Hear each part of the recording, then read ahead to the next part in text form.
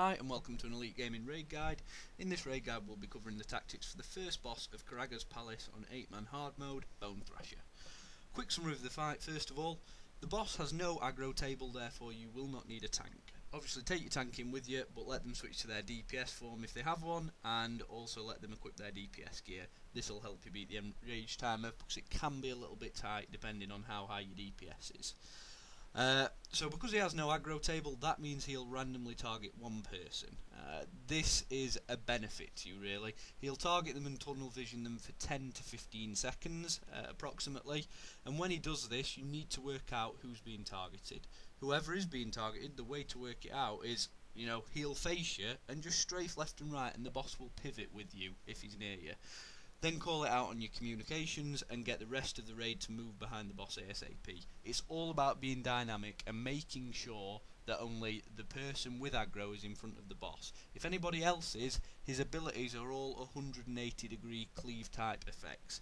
If you're within range, it will do approximately 60% of your health. So one person being aggroed, a tip here is you will only get hit once by the cleave when he's aggroed you, until he aggroes you again later in the fight.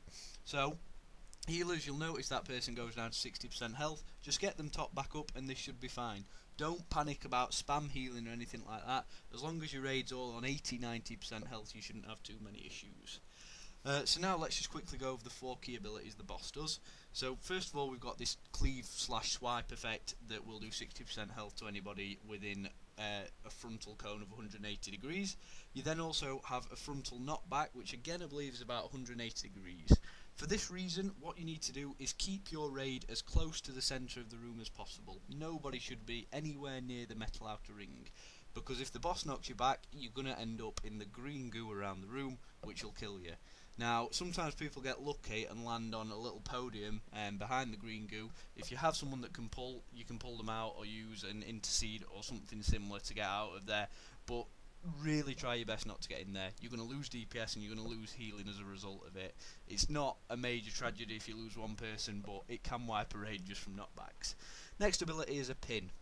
Sometimes when he targets somebody, he will pin them to the ground. They'll get knocked down and be fighting as if they've got bugs all over them, and they will take very heavy damage. Make sure at this point your healers are on the toes and spam healing them as much as possible.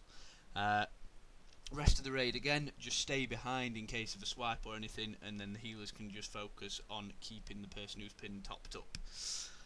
Final ability is a pounce, which has a 360 degree radius, and all this is like the boss sort of jumps. It's a bit like the Gorge pounce effect, and he just knocks you back and does a little bit of damage. Wouldn't worry too much about this unless the boss is enraged, which we'll get onto later in the fight, later in the tactics video, sorry.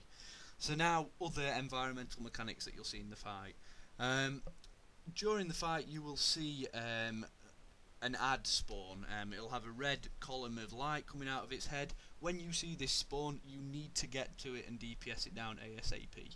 It has next to no health, but all your DPS need to get on it, because you will struggle to target it due to the boss's large hitbox. That's the only reason that people don't normally get that down. If you don't get this ad down in time, the boss will consume it very quickly, and that gives him a 20-second enrage. In the time of his enrage, his attacks will hit harder. You should still be able to take his swipe on a single target, but if he does things like pounce, that's where the point gets that you can kill the raid. It still does a lot of damage to you, so I mean it's an easy thing to sort of avoid that enrage, so get that ad down ASAP. Then at 50%, vicious manca cats will spawn. Some guides will advise DPSing these down. All we do is use our 2cc, or we have more than 2cc, to crowd control them.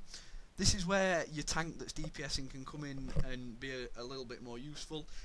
If they can use a taunt or an AoE taunt to grab their aggro and just pull them away from the boss, then it means that your CCers can get these picked up and targeted ASAP, and just CC them till the end of the fight. Obviously keep an eye on the breakout, because you're going to have to re-CC before the boss is down, but other than that this shouldn't cause you too many issues. Again, if your tank just taunts when they break out, then re-CC them. Okay, so now let's sort of try and give you a few tips. The boss has a huge hitbox. You see a lot of people getting far too close, up to his feet. When you do this, you're causing yourself issues, because realistically, you want to be as spread out as possible. The closer you are to the boss, the sort of closer you are to your other raid members. So try and stay spread out so it's obvious who he's facing when he picks them to aggro. When you pick to aggro, as we said earlier, just do a little strafe to make sure it is you who's aggroing, then just stand where you are. Do not move, do not run around. All your responsibility at that point is to stand there and take the hits. The rest of the raid need to move away from you and get behind the boss. They should have enough time to do that. If they don't, you may get the odd 1 or 2 people caught in the odd swipe, but don't worry too much, your healers can heal them up. The main thing is, if you have aggro, stand where you are and make sure you're close-ish to the middle of the room so you don't get knocked back into the goo. Other than that, that's pretty much it this fight.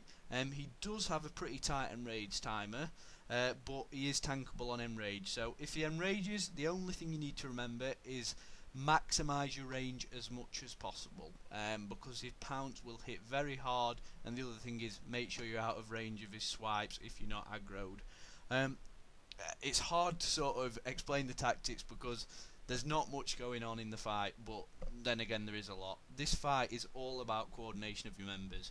Whoever's got aggro, call it out on your voice communications and then just stand there and let the rest of the raid move. If anyone gets killed, it's their fault, and that's what you need to work on. Other than that, keep DPS high, make sure you're hitting him, and bear in mind he has a huge hitbox. Just keep hitting him when he's in range. Don't worry about running around too much, and stay static as much as possible. That maximises the DPS. If you've got loads of range DPS, you're going to find this fight very easy, because basically you'll be able to stand in a circle without too many issues, with probably 30-40 degree movements of members, and that's about it. Hopefully the video will help you with this, and wish you the best luck, and please comment if you have any suggestions. Let's go, time.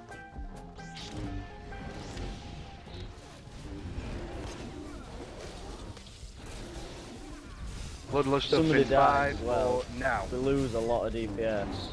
Go now, pop everything.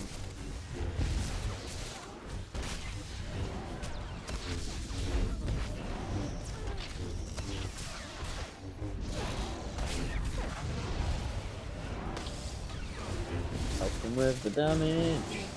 Yeah.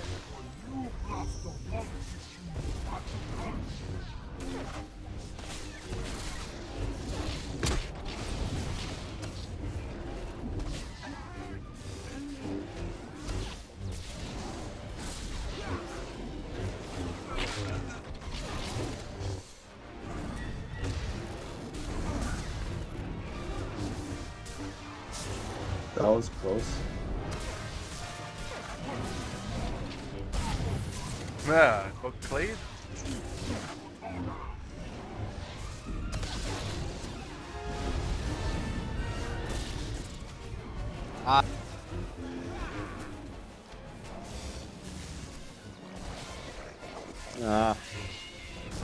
Boss. Oh, he double hit me. Is that what's happening there? I thought you were a little bit low. Yeah, he hit me and then it immediately hit me again.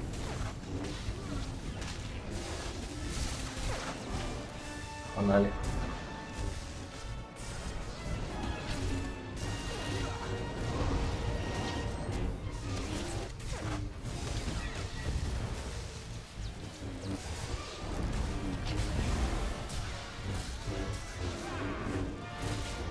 By the way, we're a mile ahead. Yeah. I've been pushing. I've noticed that. This time. Should be on 66% by now. Less than. Keep pushing. We can get a bit ahead, then when somebody dies near end. Adam! Hit down. Good job. At this rate, Bloodlust will be up on -2%. But it won't be this rate. It's a bad Bloodlust. When that's up, it's hard to do anything. Whoa! Like, he missed. Did he just knock back everyone? Yeah, he did, he did.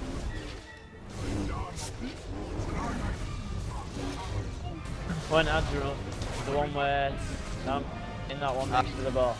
Somebody get one other side. I've got him. Got him on cast him. top of then, Doc. I've got yours, Doc, so you can cast. Jab dead. Resin off if you can. On me. He's out of range of me. No. Pushing him.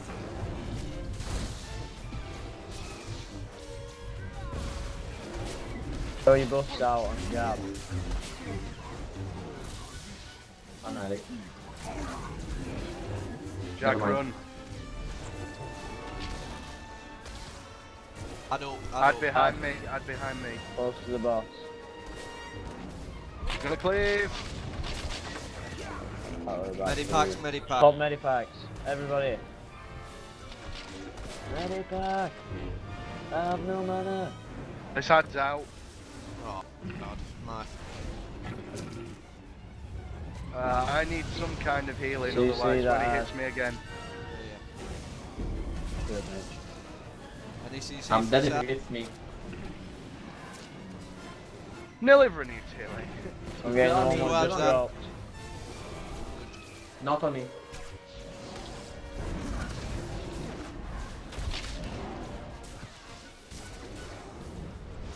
I'm in again. Medipacks. Now. You've not used one, use Already one now. It's only 1.5 minute cooldown, so you should be able to use a few in the fight, really. All this section 3% will have ahead to of wheel. So if your medipack comes up and you Execute Sarah. use it. Execute. On me. Add up next to me. In front of the boss.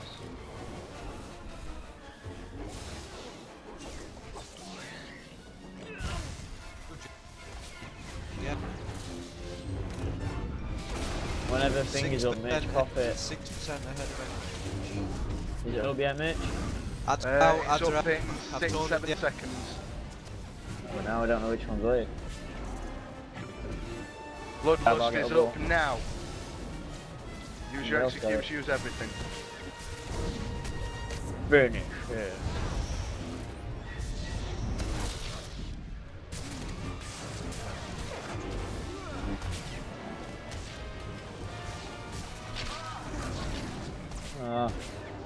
I'm just holding Flawless down. victory! Good job, There's guys. dope. Yeah, Finish yeah. off the ads, finish off the ads. Good job though, other than that, guys. Really good.